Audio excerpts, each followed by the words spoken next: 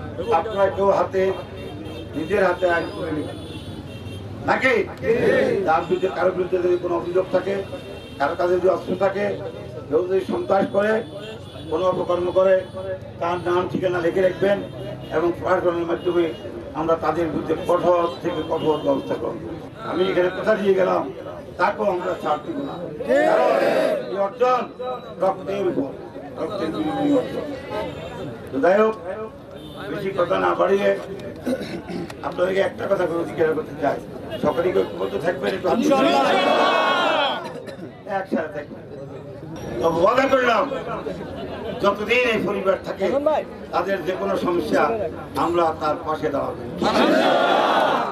আর আপনাদের এখানে বাজারের কথা বলেন, আমি এখন এই মুহূর্তে কিছু পরিমাণ শুধু এইটুকু বলবো, এই শহীদ রিজভির নামে এখানে বাজার হোক, প্রতিষ্ঠান হোক, যাই হোক, তার স্মৃতি রক্ষার্থে আমরা একটা কিছু এখানে করবো।